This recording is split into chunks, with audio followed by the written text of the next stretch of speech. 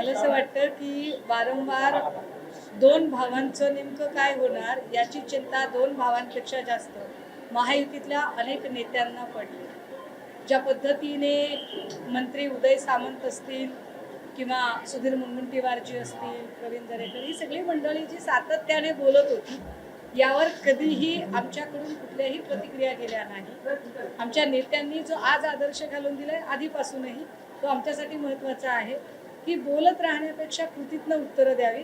मला वाटतं आजचा दिवस हा मराठी जनावर मनावर प्रेम करणाऱ्या प्रत्येकाच्यासाठी फार आनंदाचा आहे।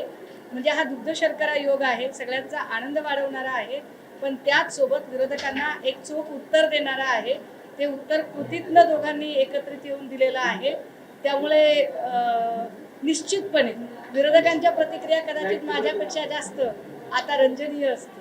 तर असं वाटतं की ज्या पद्धतीने पहिल्यापासून विरोधक म्हणतात की एकत्र राहतील की नाही हा प्रश्नचिन्ह नाही, तर आगामी स्थानिक स्वराज्य संस्थेच्या निवडणुकीमध्ये खरंच एकत्र राहतील असं म्हणायचं शिक्कामोर्तब आजच्या याच्यावरून। बघा, 5 तारखेला जेव्हा आपण वरळी डोममध्ये सगळे एकत्र आलो होतो त्यावेळेला मराठीच्या मुद्द्यासाठी सगळी लोक एकत्रित आलेली होती। आजही जी भेट होती ती भेट पूर्णतः कौटुंबिक भेट होती।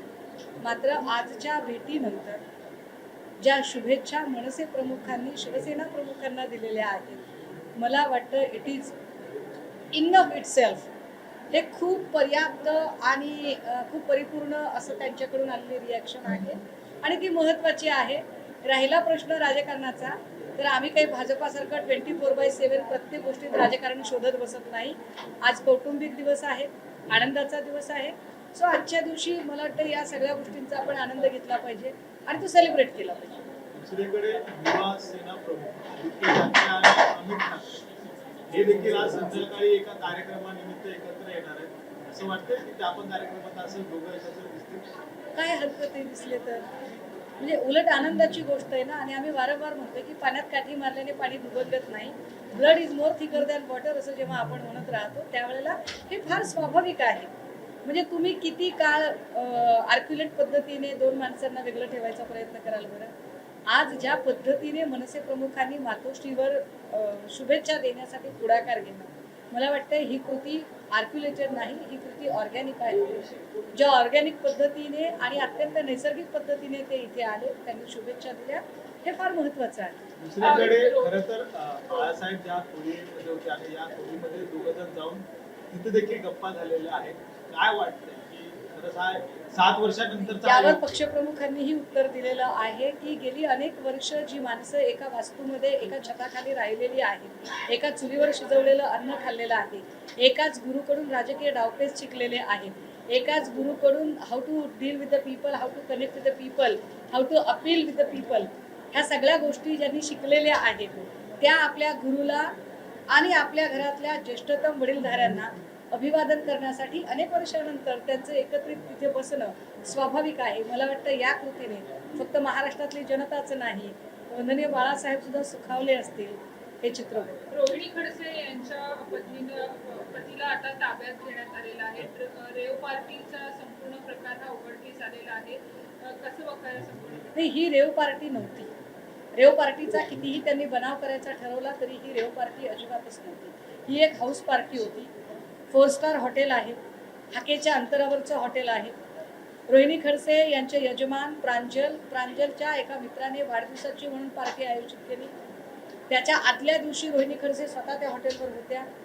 नंतर संध्याकाळी पार्टी करायची म्हणून सगळेजण एकत्र थांबले। यामध्ये अचानक 2 महिला आल्या। ज्या 2 महिला आल्या त्या महिला कोण आहेत असं विचारल्यावर त्यांच्याकडून सांगण्यात आलं की या माझ्या मैत्रिणी आहेत।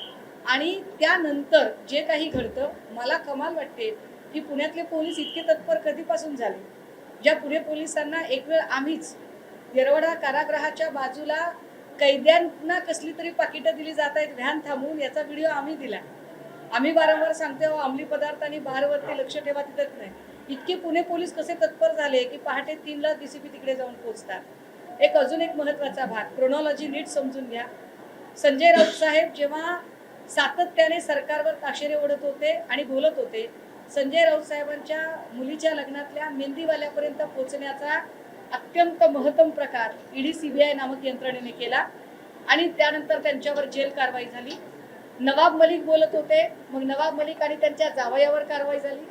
गेल्या 4 दिवसापासून एकनाथ खडसे बोलत आहेत, त्या खडसेंच्यावर ही कारवाई होणं, हा सगळा क्रोनॉलॉजी जर समजली तर लक्षात येतं की कोणी सांगितलं की तिकडे अंमली पदार्थ होते, तर अंमली पदार्थ होते असं पोलीस ब्रीफ करतात आणि नंतर मीडिया त्या बातम्या चालवतं. मात्र मीडिया बातम्या चालवत असताना आधी मीडिया पोहोचला की आधी पोलीस पोहोचले, तर निश्चितपणे आधी पोलीस पोहोचले, पोलिसांनी ब्रीफ दिलं, पोलिसांच्या ब्रीफनुसार मीडियाने बातम्या चालवल्या की तिकडे अंमली पदार्थ होते. मात्र गेली 4 दिवस जे प्रश्न एकनाथ खडसेंनी विचारलेले होते की काय हॉटेल ट्रायडंटला लोढांना भेटायला महाजन गेले होते का, गेले होते तर कशासाठी गेले होते, असं एवढं काय खास काम होतं की लोढासारख्या एका सामान्य अराजकीय कार्यकर्त्याला भेटायला थेट कॅबिनेट मंत्री तिथे पोहोचतात. आणि या प्रश्नांची उत्तरं गिरीश महाजनांनी अजिबात दिली नाही.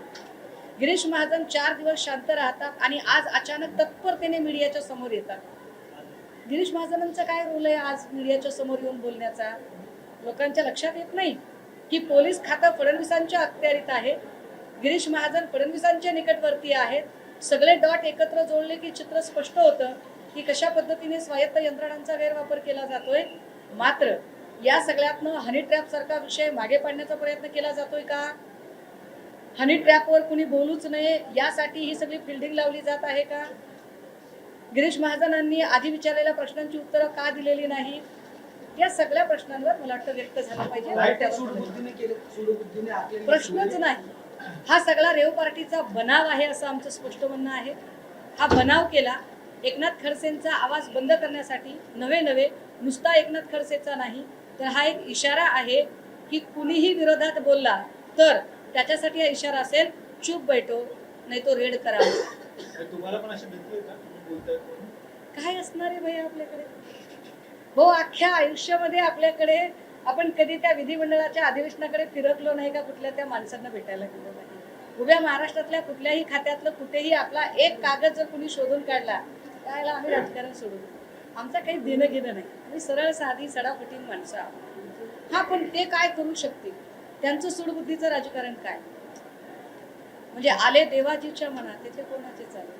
म्हणजे असं मुश्रीफ यांनी वक्तव्य केलेलं आहे की मी जर मुख्यमंत्री असतो, जे रेग्युलर पैसे भरतात त्यांना मी कर्जमाफी केली असते आणि त्यांना 1 लाख रुपये अनुदान दिलं असतं, असं वक्तव्य त्यांनी केलेलं आहे. याचा अर्थ मुख्यमंत्री निष्क्रिय आहेत आणि मुख्यमंत्र्यांपेक्षा आम्ही जास्त काम करतो असं कदाचित जर मुश्रीफ साहेबांना सांगायचं असेल तर काही सांगता येत नाही.